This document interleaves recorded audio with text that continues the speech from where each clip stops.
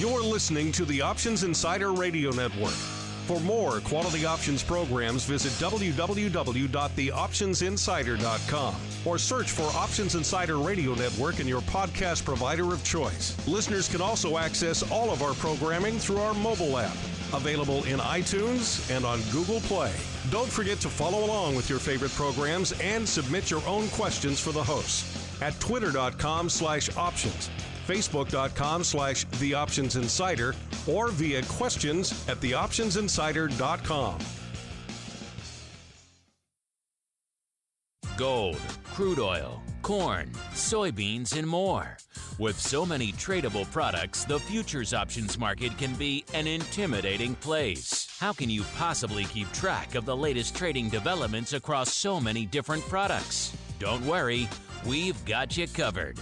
Welcome to This Week in Futures Options, the program designed to help active futures options traders stay on top of this ever-changing marketplace. Each week, we'll break down the top trades, hot products, volatility explosions, and much more. This Week in Futures Options streams live every Friday at 1:30 p.m. Central, so be sure to check out our live stream via the Mixlr app.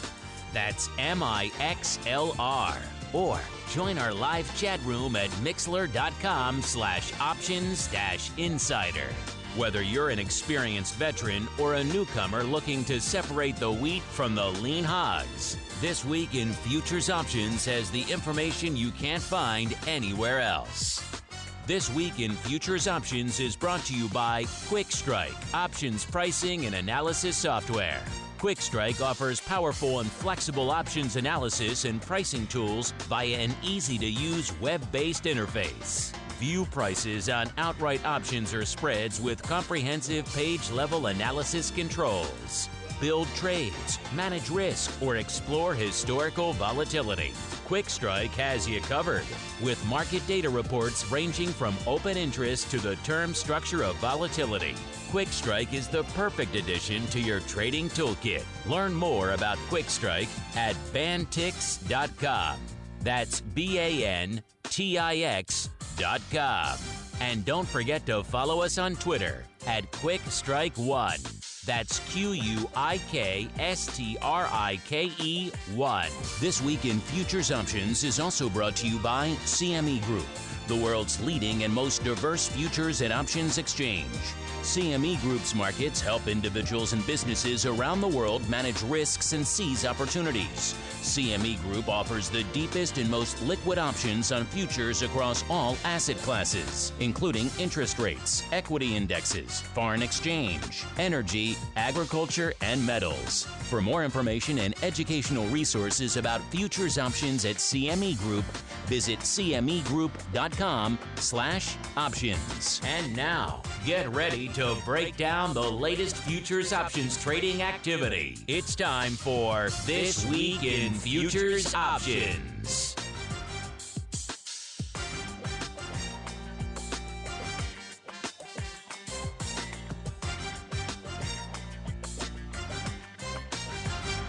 All right, I love it. Our funkiest theme means it's time for our funkiest show here on the network. Wrapping up our broadcast week here on the old Options Insider Radio Network with TWIFO.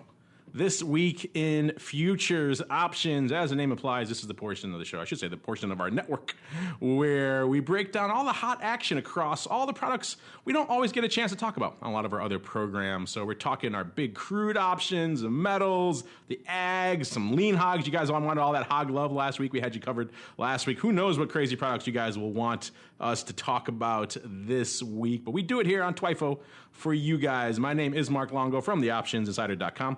As well as, of course, from the ever-exciting Options Insider Radio Network. If you like TWIFO, you can like a lot of the other programs on our network. Maybe Volatility Views or streams right before this one, getting into all the equity volatility. A lot of futures talk there, too. VIX Futures and all of that fun stuff, as well as the other 14 programs on the old network. Easiest place to find them all, of course, the mothership, the flagship, theoptionsinsider.com. While you're there, click on the show you like, and you're off to the races. Full archives for your listening pleasure, as well as all the great written content we put up throughout the day as well. And, of course, if you want to get us via your third party of choice, iTunes, TuneIn, Stitcher, Google Podcasts, iHeartRadio, all that fun stuff. We're on all of them. If we're not on your strange Balkan podcast store, let us know. We'll make sure we're uploaded there as well. We're pretty much on all the big ones, so you should be able to find us. Or just grab our mobile app. It's on iOS, it's on Android, it's on the Fire OS, so you guys can listen to all of the shows that way as well, including all you guys who like to join us live every Friday, 1:30 p.m. Central, doing a little bit earlier these days, 1:30 p.m. Central, so right after Vol Views, and 2:30 p.m. Eastern. We love you guys out there and the live crew as well. However you listen, live, after the fact, however, we don't care. But however you listen, hit us up with your questions, your comments. We love to hear from you guys, particularly Nick. He loves your love, so send him some love. It's very uplifting for him. Some of you guys did that this week, and it put a smile on his face. Speaking of Mr. Nick, I am joined by my cohort, my partner in crime, Mr. Nick Howard, the co-founder and creator of, well, not co-founder, founder and creator of Bantix Technologies and creator of a little platform we like to use around here quite a bit called Quick Strike. Mr. Nick, welcome back to TWIFO, sir.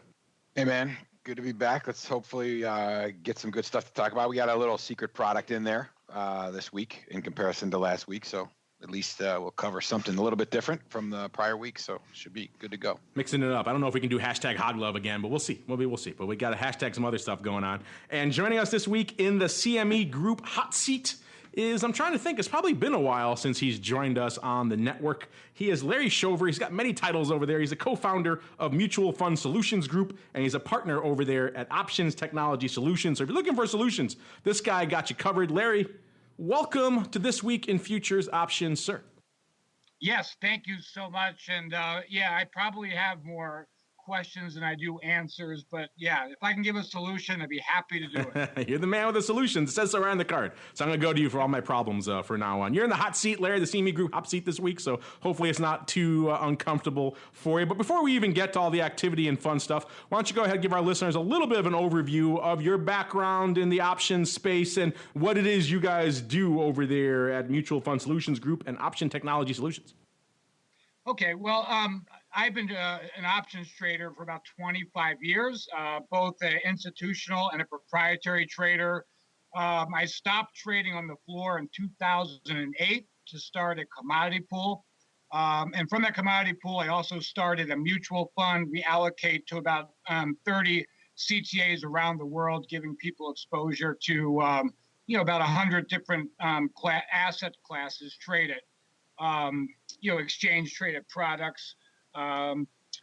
Besides that, I am working with Options Technology Solutions as a partner, and we do a lot of implementation for futures options around the world. Also, futures options training for professionhefty in my spare time, I'm a guest contributor to Fox Business, and I have been so since 2010. All right, a hefty business card there, Mr. Larry, but welcome to the show here. Let's kick things off, as we like to do a lot on this program, getting into the hot activity. We like to start in where you guys want us to start all the time, which is, of course, crude. By the way, you guys can follow along, generate your own reports with us, with Nick and I and Larry, completely for free over there, cmegroup.com/TWIO, This Week in Options. So if you want to generate this report, it works after the fact, too. So you guys listening on download, you can always do it, too. The numbers will be a little bit different. You can just adjust. If you go into the settings and you can choose which week you want to look at, and that could change your time frame. So if you're doing it on a random Tuesday of next week, let's say, you might want to adjust that settings to see what we're looking at right now. But other than that, you can follow along yourselves and look at all the cool stuff that Nick and I and Larry are talking about right now. So let's kick things off here in WTI. Another active week. Probably doesn't come as a shock to you, given on the heels of some of the production numbers we saw this week. Maybe lending some credence to the fact that at least initially, perhaps this OPEC production cut, halt, freeze, call it what you will, may have a little bit of teeth. I know we've kind of expressed our own, shall we say, lack of optimism in that thing, holding strong. I know Blue from CME was on here not that long ago talking about the same thing, but at least so far it seems like they're holding up their end of the bargain. We'll see if that lasts. So we saw crude futures drifting a little bit this week, a little bit of net higher on the week. Open interest, though, getting a nice little bump again this week. Every week, a new open interest number, a new open interest high out here for crude. And this week, again, no exception, up about 5%. 0.8%. And vol is still the interesting story out here in crude land. It just can't catch a break. It can't catch the love really out here. It's kind of just, again, this week, I wouldn't call it annihilated, but crushed fairly aggressively is probably a good way to look at it. I don't care if you're looking at front month implied in WTI or one of the legions of crude volatility things that track crude like OIV, which tracks, of course, is the VIX of WTI, or some of the other things out there, all of them pretty much sorting around near-term lows right now. So yeah, there's no love for crude vol these days, even with this movement. A lot of you guys, of course, writing into the show, what's it gonna take to bump this vol? Clearly not what we saw this week, which is kind of a bit of a niggling move at the end of the day. We need an aggressive move somewhere. Upside, downside will definitely do it. Upside maybe if it's aggressive to the near term. And looking at speaking of near term, what was lighting it up this week? It was still once again a pretty much all front month lead in the show. Not quite as dominant as it has been. A little bit less than half. About 45% of the volume going up in that front month April contract. And what was number one with a bullet this week? People are always asking, is it the double calls? Is it the 50 puts? Well, that tug of war continues, but this week the double calls taking the charge, as you might expect with some of those production numbers, a little bit call heavier this week. The double calls lighten it up with about 17,000 contracts and change. Pretty even volume, except for today, about 5,000 contracts pretty much across the board. Obviously, no volume on Monday. The market's closed for the President's Day there. And yeah, about 5,000 contracts pretty much across the board except for today. So pretty aggressive volume. And then number two, the 54 halves. I don't think we talked about 54 halves lighting it up. Again, reflective of kind of where the futures are right now. 14,000 and change coming in there for the number two spot. Again, pretty even paper across the board. You got to go all the way down to number three to find the first put on the list. Again, to see aforementioned 850 puts with about 13,000 contracts and change. 5,000 on Monday. It's about a third coming on Monday. The rest kind of spread fairly evenly throughout the week. It's kind of interesting too, though, Nick. We've been talking before about some longer-term paper out here in gold primarily, but in some other contracts as well. There was a little bit. I wouldn't call this super long-term, but this is out to the middle of the year. This is June paper was lighting it up with some of the 60 calls. So the June 60s lighting it up this week. It's been a while since we talked some size in anything beyond the front month here in WTI. So perhaps that's reflective also of a little bit of a sentiment shift out here. Maybe people starting to think, maybe this cut has some legs out here, and pretty even volume across the week too. Again, about 3,000 contracts are close to it and change just about every day out here throughout the week. And a lion's share of that opening. So a lot of opening sentiment out here on the 60 strike out here in June, which is kind of interesting to see. We don't see a lot of longer term or even mid-year love out here in WTI. It's usually all front month all the time. That said, Mr. Nick, what was catching your eye out here? Was it the continued vol crush? Was it a little bit of dispersion of the activity this week where we saw a little bit of action, a little bit of love, a little bit farther out than the front month? Was it the skew, which is still kind of interesting to watch? Or what was catching your eye out there this week, Mr. Nick? But, same thing we talk about every week. In this product, which is great, I think, for the product itself. Open interest is up again, 5%, as you mentioned. And for the month, it's a 28% increase, which is, again, as Mark mentioned, you can go up to the settings and take a look at this month so far. And that's how I'm able to see that rather quickly, what the increase is in the open interest without having to think too much about it. As Mark mentioned, there's a lot of call activity. At least if you look in the most actives column, you're going to see that calls were basically, firing on all cylinders this week outside of a couple places, but those are in some of the lower open interest expirations. If we step away from the open interest and we look and we go over to the volatility, as Mark mentioned, it continued to get, beat up quite a bit. And I have the 5-year 30, 60, and 90-day constant maturity volatility up in front of me right now, and we could tweet that later, Mark, if you want. And volatility is not as low as we saw back in 2014, and as we approach the middle of the year, and then we're seeing it get close to those levels, but we're still about 5, 6, 7, 8 vol% away from those lows. Now, one thing that's interesting about that, though, is if you look at the chart and you follow along with so we also, on the constant maturity volatilities, we also we also plot the constant maturity future as well. And what you see is the market doesn't really care what level the futures price is, more or less. If you are sitting in a range and not doing too much, it doesn't matter, and it's going to beat the volatility up. So you saw volatility get beat up when we were around, between that 88 and 95 or 94 mark, and we weren't moving outside of that range. Volatility got pounded, and that's when we hit down there below 20s.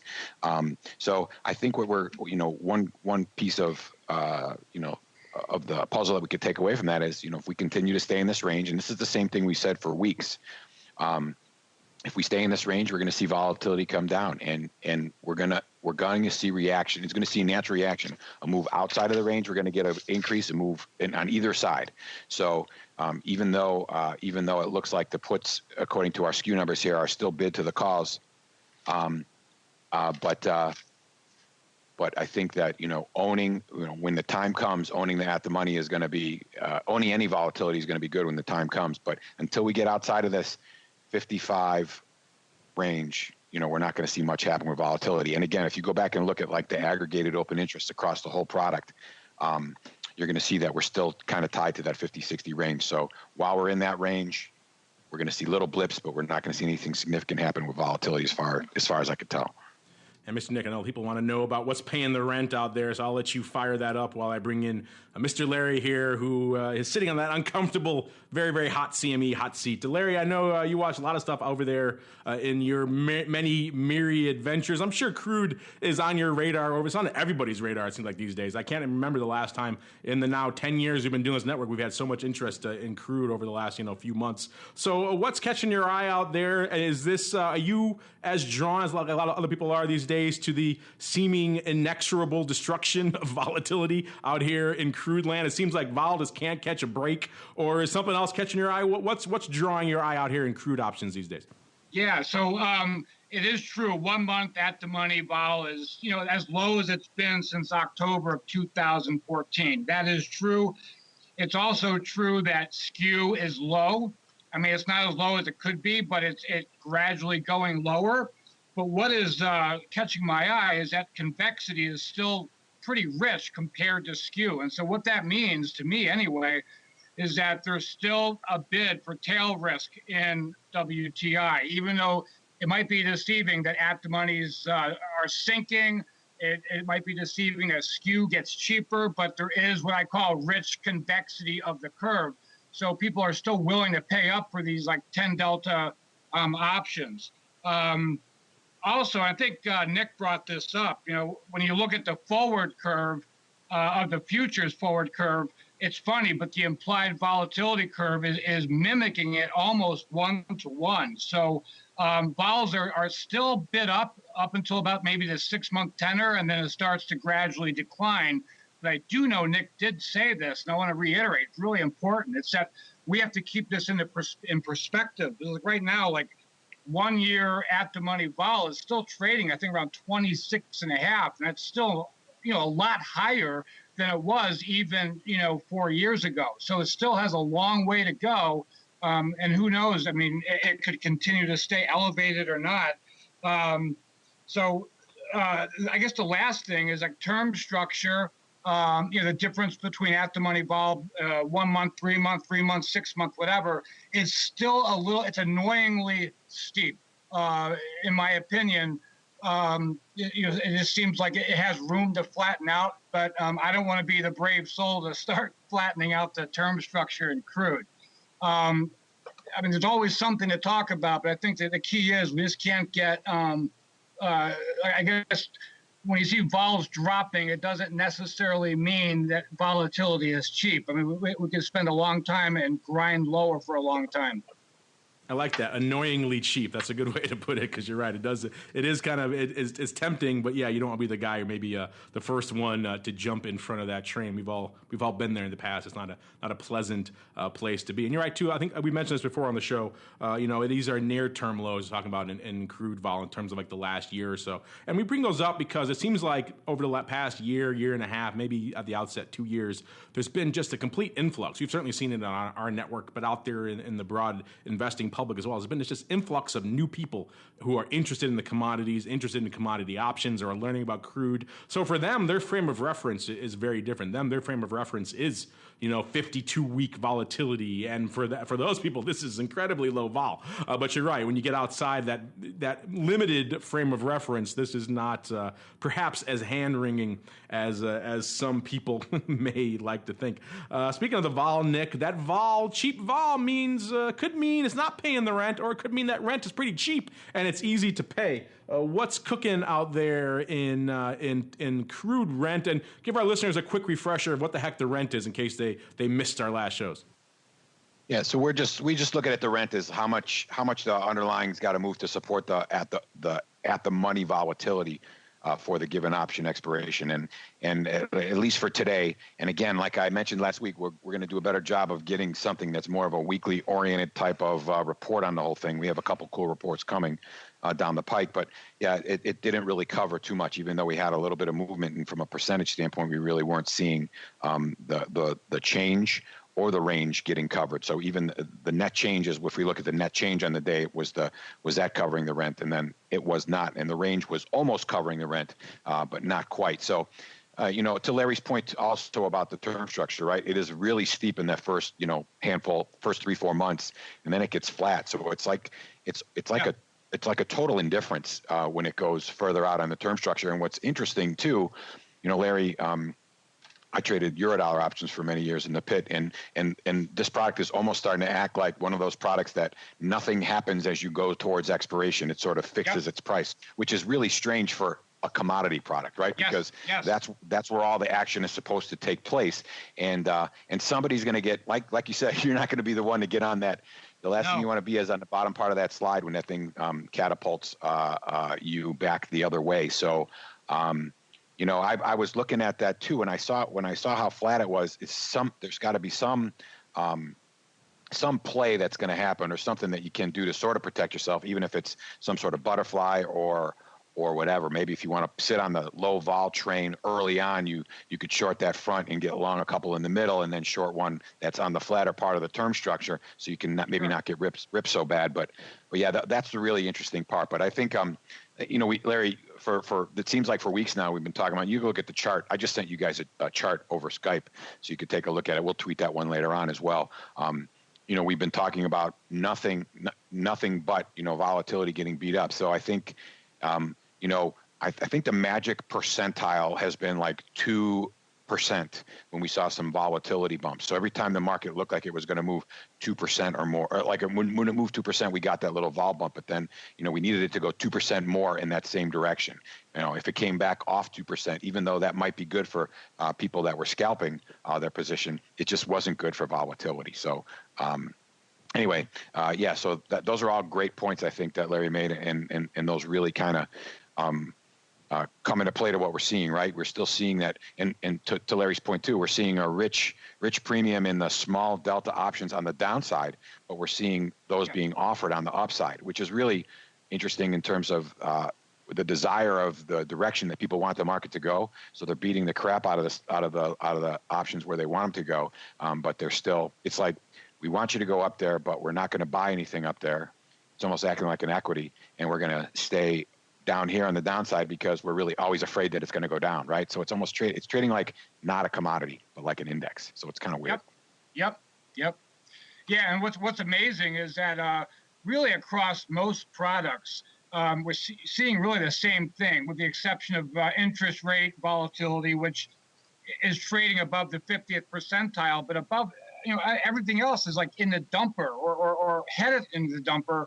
And like you just said, a lot of the skews, gold, silver, even saw it last night in iron ore overnight. You're just seeing people like there's still a tail risk option out there. And so people are still willing to pay up for this tail risk. However, interim skew is just struggling and continues to trade well below the 50th percentile. All right, let's move on from WTI to one of our surprise product of the week. I like to mix it up every week with something interesting, not usually on our radar, or maybe something you guys suggest. Like I said, last week it was lean hogs. I think the week before that, I think we got into some crazy corn. This week we're getting back into the land of monster hunting and all sorts of fun stuff. Yes, that metal that is so useful in the supernatural side, of course, talking silver. An interesting week this week as well. Got a little bit of silver love. Now, obviously, when you're talking silver, the numbers are a little bit different. We know we're talking tens of thousands plus in different contracts and trades out there in WTI. A little bit smaller volume out here in silver, but still an interesting bump. Open interest up about 5% or so this week, which is a good number for them. By the way, we were talking last week in gold about a lot of longer term trades out here as well, and you guys were asking us if they were lighting up in silver in the long term as well. If you guys want to see that yourselves, what I just did in my settings here, you got you playing along here with the CMEgroup.com/TWIO or in the rest of the quick strike stuff. Go on the expirations and then choose. I choose here the Jan through Dec of 2018 expirations. Only a couple of them out there right now, but you can see some of the longer term paper included in that weekly TWIO report. So it gives you a little bit of insight if you do want to see, hey, are people trading out there long term calls in 2018 in silver this week like they were in gold a couple of weeks ago? You can see that there as well. And if you do that, you'll see exactly what I'm talking about. Not so much long term love this week. It was still back in the April front month kind of time frame with just about exactly half of the paper going up out there in the front month, about 51% to be precise. And where was the love this week? Well, it was calls. The futures ended the week slightly up about half a handle or so, depending on where you're looking out here. So a little bit of a bump out here for silver this week. And the vol, of course, a little bit of a rally out here in silver. The call is not too big, I guess, because we're getting a little bit of a vol decrease off about a point, a little bit more, a little bit less, depending on where you're looking out here in the term structure. I'll let Nick get to the quick skew and all that fun stuff in a little bit. But what was lighting it up out here?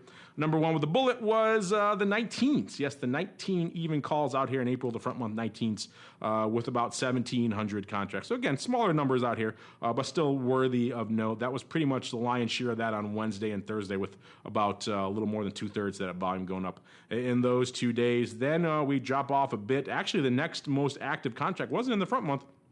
It was actually out here. It looks like this is July, the July 21 halves, with about 1,222 of those all going up today. So some last minute paper coming in right before the buzzer here on the old TWIFO program, with all that 1,222 all going up today.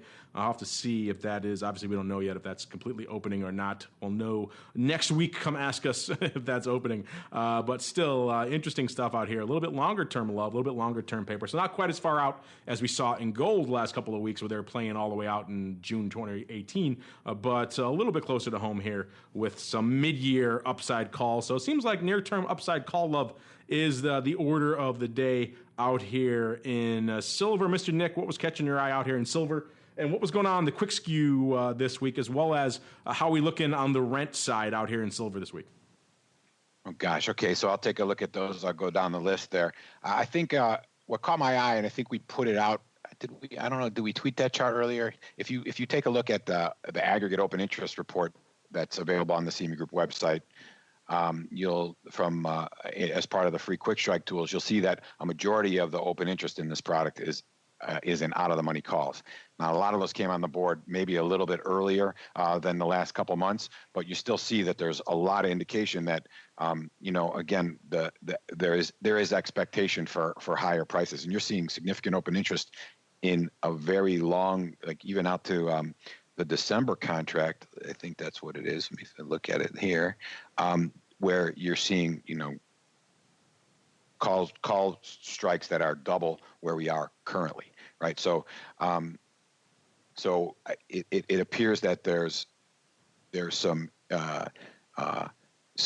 expectation that prices are going to go higher. Now, we could go look at gold and maybe see the same thing there as well. But that was the one thing that caught my eye, where a majority, if you go look at our bars, our blue and yellow, the blue is the majority of the bars across the whole term structure. So that's something to keep an eye on. And the volume this week as well has really followed that pattern.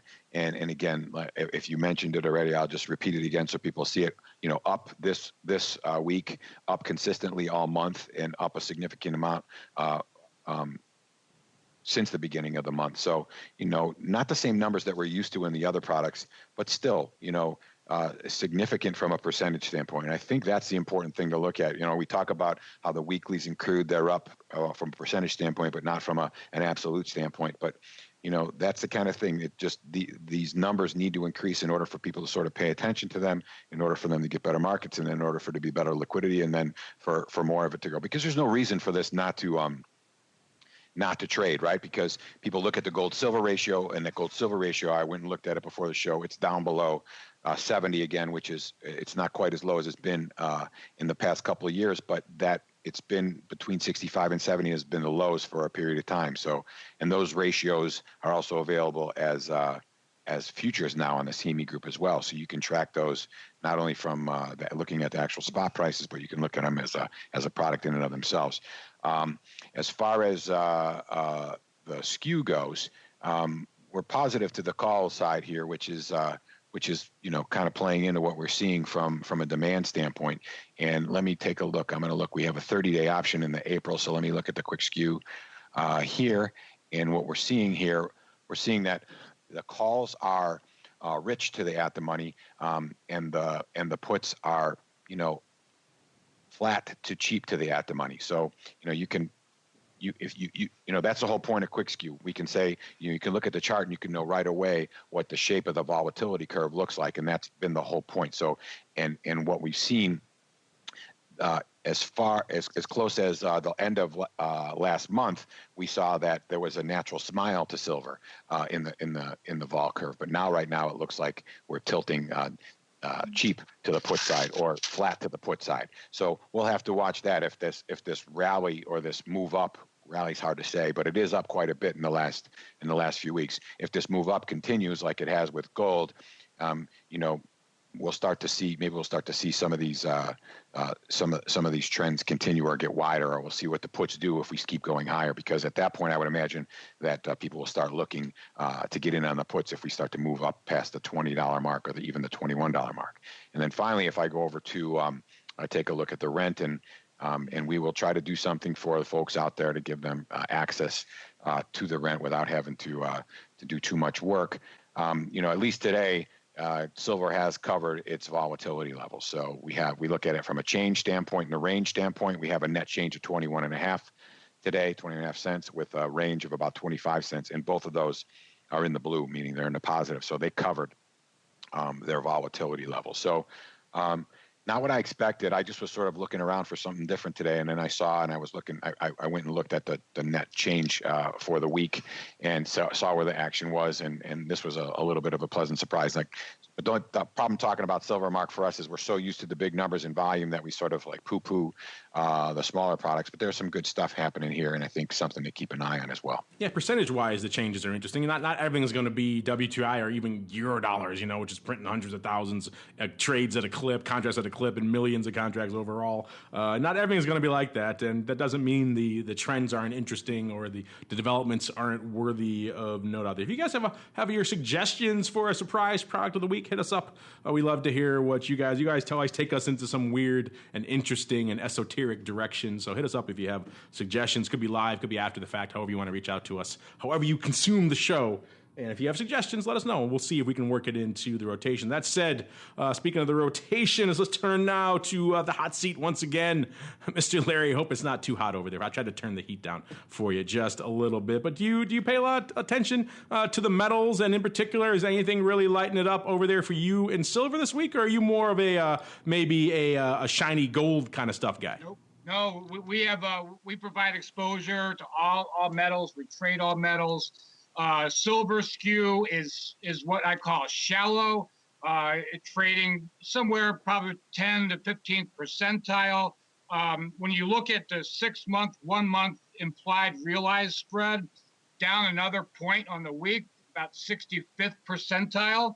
The most important thing in my mind, though, is that when you look at like the 6 month, 1 month term structure spread, that's trading in the 95th percentile, and that's really because the front month, the first couple months of the curve, are just destroyed in terms of at-the-money volatility. One interesting to note with regards to silver is that, as we know, correlations only last as long as they last, and then they don't. But right now, it definitely is resetting with the other metals. It's following copper, it's following gold, and the vol spread is no different. One thing that was very important, the week of February 14th, the speculative reports came out with about 8 to 9% new longs in the market, and I think my opinion is that there was a lot of short covering, and that again will put a little bit more skew to the call versus the put. People figure that maybe silver will eventually break through that huge resistance point of $19.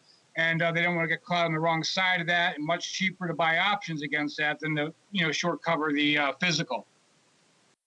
Yeah, it is interesting to watch how these spreads line up, even with smaller volume. The structures are there, the opportunities are there, certainly across the term structure, as well as we just outlined kind of in the front month out there as well. So if you're interested in metals, don't just only look at silver. There's other shiny stuff and even some non-shiny stuff, some production stuff out there, some industrial metals that are worthy of your consideration as well. Speaking of your consideration, it's time for us to do just that with some of your futures options feedback. It's time for your questions, comments, and insights. It's time for Futures Options Feedback. Submit your questions at twitter.com/options, facebook.com/theoptionsinsider, stocktwits.com/optionsinsider, or via questions at theoptionsinsider.com. You can also submit your feedback via our Options Insider Radio Network mobile app, available for iOS, Android, and Kindle Fire devices. You can even ask your questions live every Friday at 3 p.m. Central via our Mixlr chat room. So grab the Mixlr app or just search for Options Insider at Mixlr.com. That's MIXLR.com. All right, everybody, time for the futures options feedback. Like the man said, this is the portion of the show where you guys get to dictate what the heck we actually talk about. Hit us up all the ways he just outlined there. If you're streaming live, you can do so there as well. Let's kick things off with, let's see, LL43. Very, very creative handle here. He wants to know, or perhaps she, is buying straddles a more effective strategy in futures options due to the different nature of decay? Or is it still necessary to scalp aggressively to survive? Interesting stuff. I'm not sure exactly what he's referring to with the different nature of decay. At the end of the day, at-the-money straddles, which is what you're talking about here, at-the-money options in general are going to decay, and they're going to decay very aggressively. We all know that at-the-money strike is where that decay in the front month really is where that decay hits home the most. So if you're trading front month or even a couple months out, at-the-money straddles in any product, I don't care what it is, then you're going to have to scalp pretty aggressive. I've never seen a long premium product, a long premium type trading where you didn't really have to defend it pretty aggressively with some aggressive scalping in order to survive. I could maybe see the argument if there was, talking maybe a little bit farther out on the skew. So maybe if you're talking the wings and you're talking buying strangles and you have some maybe aggressive smile type shape in that product, then maybe some of those wings they'd be more expensive, but they also may hold up a little bit better to decay than something like where the wings are just crushed and they just get annihilated very quickly. So maybe you have an argument there, but I'm not sure what he's referring to. Maybe Larry, as our hot seat guy here, I'll give you pride of place. Do you know what the heck LL43 is talking about with the different nature of decay? And do you agree with him or do you disagree that you still need to aggressively scalp to pay for your decay if you're long premium and let's say a gold or a crude or a corn or what have you? Yeah, well, I really believe that you do have to continually monitor it, continually hedge it. It's hard to get, at least from my experience, I shouldn't say never, it's hard to get lucky on something like that where you're just buying a straddle and you get to move to pay for it every single day and volatility goes up. It just seems like there's so many things that can go wrong. So I would say you should at least be prepared for that. You should be prepared, worst case scenario, to be aggressively hedging that because you have many things going against you. And one of them obviously is decay. I'm not sure that completely answers his question, but I want to answer it to the best of my ability anyhow. Yeah, LL43, if you have something specific you're referring to with that different nature, by all means, hit us up. Nick, anything on this one before we jump on to the next ones? No, I mean, I'd only mention that really, if you think about it, any option you buy that's hedged becomes a straddle, so to speak, right? So he doesn't even have to call it buying straddles. I mean, I tend to look at, I like buying cheap volatility.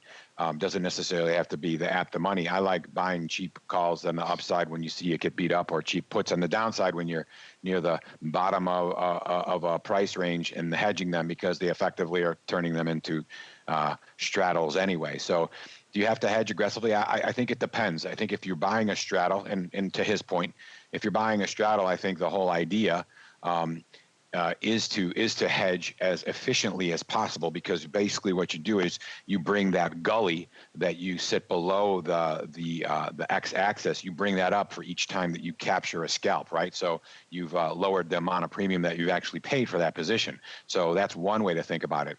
So straddles, yes. If again, you could over hedge and actually, not make as much money as you over scalp. That happens all the time because people always think they're going to miss on something. But you have to.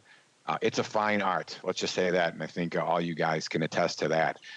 As far as when you're synthetically long straddles, I don't necessarily think you have to hedge as dramatically, because I look at it from my classic example of, I like when I think the market has rallied a little bit too much and it beat the hell out of the calls on the upside. I like getting long calls and selling the futures against them, because that delta is usually still a pretty good sized delta, but a return back to where you started that initial rally will get your premium back almost, most of the time, or a lot of your premium back. So now you didn't have to really be aggressive with your scalp. You just had to be patient with your scalp and to let your delta do its job. You let your gamma and the delta do its job. Same thing with the puts on the downside. So yeah, I think you have to be diligent with the straddles, but I think you have to be smart with the synthetic straddles. Yep.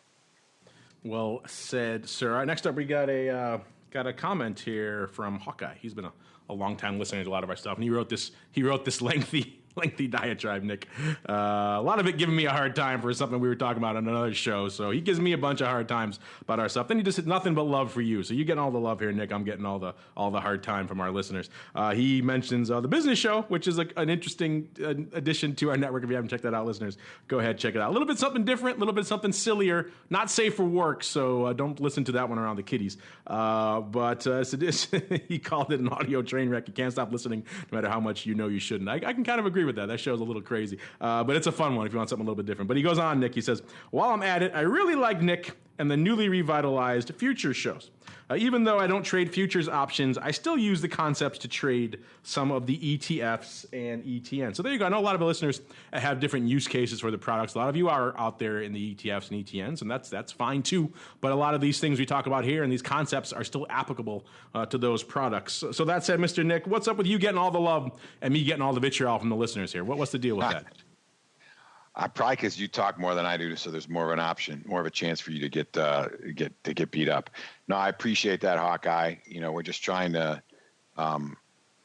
put some fun stuff together. So hopefully you're going to continue to like it and what we have. So I think today's been great, because I thought we covered some really, really interesting ways of looking at the stuff, and hopefully Larry could see the charts I'm putting in our chat, so he could take a look at them and see if that's what he's talking about from the percentile and the 1 to 6 month term structure. So no, Hawkeye, keep listening, and I agree with you on the business show, because some of the parties involved there, they're definitely a train wreck. So appreciate your comments. So. It's an acquired taste, that one. Let me just say, it's on our network. I'm not on it, so thankfully I don't have to worry about all that craziness. But yeah, it's something a little bit different. So if you want something like the old Monty Python guys used to say, something a little different, then maybe that one is the choice for you. All right, we got one more here coming in from Jay Grange. He or perhaps she asking about volatility stuff. It says, are there dedicated futures volatility products or ways to trade commodity volatility directly. Well, that's a lot to bite off, and we'll see how much we can squeeze in to the answer. The short answer is yes. We were kind of talking about it a little bit earlier, with the person who wrote in about long straddles. If you're trading a hedge straddle or any sort of really delta neutral option type position, long premium or short premium, you are effectively trading volatility. So that's the way a lot of people like to get their volatility exposure. I still prefer that. Maybe it's the old school market maker in me. I like that direct approach versus some sort of maybe arbitrarily constructed volatility thing that is attempting to deliver the volatility of product A, but who knows how well it actually performs in real life, and you have issues with roll risk and term structure and all that kind of stuff that can get in there. Whereas just trading the straddles, old delta neutral or long, however you want to do it, that way at least you kind of know what you're getting, which is, I think, kind of comforting at the end of the day. So that's kind of an easy, direct way, but there are a lot of alternative ways we talk about here on the program as well. In fact, we mentioned a lot. I mentioned it earlier in the show. The crude oil VIX that CME puts out, OIV, tracks it. Not really a lot of tradable products on that, I don't think, but it is a good indicator to watch if you are interested in crude. I know a lot of you are. It's a good kind of thing to have in your watch list so you could see exactly, hey, how's kind of implied doing in crude right now. That's a good, particularly in the WTI product, that's a good way to go. I don't know, Larry, you obviously look at a lot of volatility products out there. We were talking earlier about convexity and skew and kind of the 1 month, 6 month spreads and things. What are your preferred methods for trading commodity vol? Are you like me? You're kind of an old school market maker like me, so you prefer your delta neutral approach, or is there something else you like to use out there? Well, if it's volatility, I think it would be like a time spread. I don't really take part in it too much. I don't have like huge convictions on. But if I thought, like, for instance, right now, I think gold volatility is really cheap relative to FX vol and rate vol, which makes no sense to me, especially with the French elections coming up, blah, blah, blah. So if I wanted to, take advantage of that, I would perhaps buy a wide calendar spread in gold and vice versa in euro currency or something like that, as opposed to some ETN or ETF, which is always getting messed up with the contango, and it's a constantly losing product. So I think like a wide calendar spread would be the way to go. Mr. Nick, same question for you. What are your thoughts here on your preferred ways to monitor or to look at or to trade volatility in the commodity space for our friend here, Mr. or Mrs. J. Grange? Yeah, so I agree with Mark. You said it, obviously you're trading the options, you're trading the volatility on the implied volatility on the market. And then Larry, of course, I like the idea of the calendar spread. When I typed into Mark that I had one thing to mention, you could do the one thing I was thinking about is if you wanted to, if it sounds like they don't want to trade the futures outright, but they want to be able to trade the volatility in that particular futures market. So Larry said the calendar spread.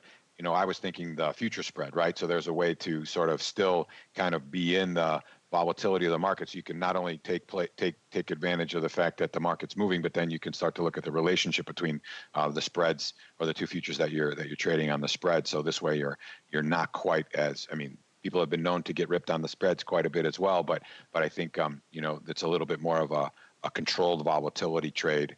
If you're not looking to do options, then it would be to just do the outright. So that would be my other hat in the ring, so to speak, for that question. Well, that music's back. That means it's time for us to draw to a close this epic sojourn through the world of futures options. Kick things off in the land of WTI, as we like to do. A lot of things going up this week with open interest up and some calls and some interesting volatility skew action out there, even though volatility continues to be, shall we say, depressed, at least according to our near-term frame of reference. A little bit longer term, it still perhaps has a way to go on the downside. Also, our surprise product this week, checking in with all things silver. So you're in the werewolf hunting biz, this is a show for you. And of course, some interesting OI pops out there in silver as well. Not quite as much long-term call love as there was in gold recently, but still a little bit of nearer-term call love, and maybe that'll appreciate. And as Nick was saying, maybe we get up around that 20 handle, maybe we'll start seeing the inverse of that, start seeing some puts start lighting it up. So we'll pay attention to that one as well. And you guys, as you were wanting to do, took us in all kinds of crazy directions, talking about straddles and decay in futures options. Quick answer, they're the same as they are in other options. So I'm not sure quite what they were getting to. If you have more clarity, LL43, hit us up. Hawkeye giving Nick some love, so I take umbrage at that. And then, of course, last but not least, Mr. Jay Grange asking us about volatility products and trading. If you guys have questions, if you guys have products you want us to talk about, if you want to know what's paying the rent this week, hit us up.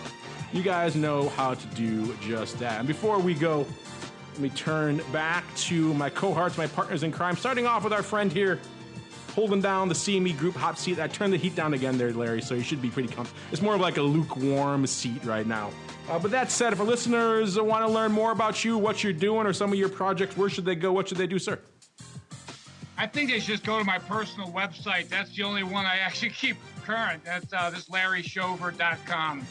And yeah, I'd be happy to answer any questions anybody has about options. I always like to talk about it. It actually makes me a better trader when I'm talking to other people about it. So, yeah. There you go. Larry Shover, SHOVER.com to learn more. And I agree with you, Larry. You know, some of these questions they put to us, they make you think about them in a little bit different way. Maybe you never thought about options that way, or entertained or thought about those products in that same way. So it does broaden your perspective on the product, which is always nice, which is why we like your questions. Keep them coming. And Mr. Nick, you guys are always cooking up cool things over there in the land of Quick Strike. So what can we expect from the Quick Strike team coming up this week, sir? Let's see. So we're doing a big build this weekend. So some of the free stuff will get updated. So take a look out there. One in particular that you should watch for is the open interest tool. We've made some enhancements to the data that's available out there. We've also changed some of the primary charts, so there's more information on each chart and some more combined option and volume information. So I really like those. You know, sometimes you think you're beating your head against the wall by changing the same thing, right? What's the definition of insanity? Doing the same thing over and over again and seeing a different result. Well, I think that we've seen a different result with our continued sort of refinement of these reports. So I'm really pleased with what we got going out there. For the open interest profile tool, we've also included settlements on that same report as well. So just an easier way for you to sort of find the information. And then for those of you who are subscribers to Professional or above, our quick vol tool got a complete facelift. I really like where we are with it now. It's very simple and easy to use, and all of the active, historical, and constant maturity tools all mirror each other from a functional standpoint. So if you have any questions about that, that's where we talk. That's where we get our quick skew. That's where we got some of our charts that we put out with the constant maturity spreads and historical volatilities. So always glad to talk about that as well. And I will say the same thing that you guys did. I really enjoy talking about the options because, you know, you get as much as you did it when you were in the pit, you know, it's a different way when you got to put your thinking cap on and talk about positions and strategies and stuff like that. So I always have fun answering those questions and listening to other people's answers. So I learn something every time we do discuss those things. You just like the love. You can admit it. You love all the listener love. Just pours in on good old Nick. So much love. Blah, blah, blah. All right. Thanks again for tuning in, everybody, and for giving Nick so much love. It's going to make his head just even bigger for next week's show. By the way, if you guys are following along or listening after the fact, cmegroup.com/Trio. That works all week long, not just when we're doing the show here. So if you're on next Random Wednesday, you're listening to the TWIFO show, you can still fire it up. Maybe play with the settings a little bit so you can see whatever frame of reference you want this week, next week, that sort of thing.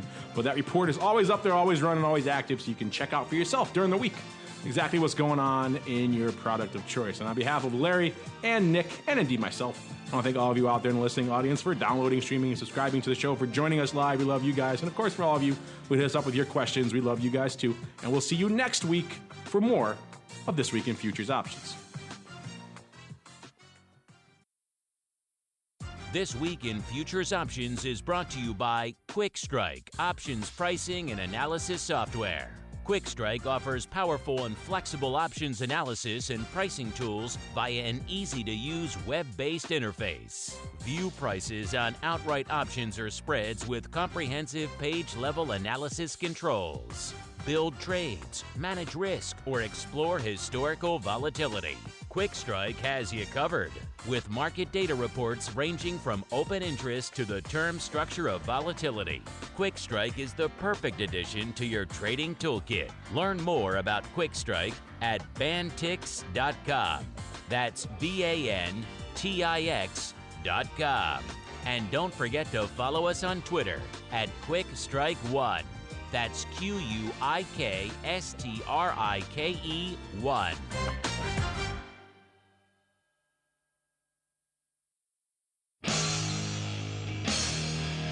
The preceding program was a production of the Options Insider Radio Network. For more quality options programs, visit www.theoptionsinsider.com or search for Options Insider Radio Network in your podcast provider of choice. Listeners can also access all of our programming through our mobile app, available in iTunes and on Google Play.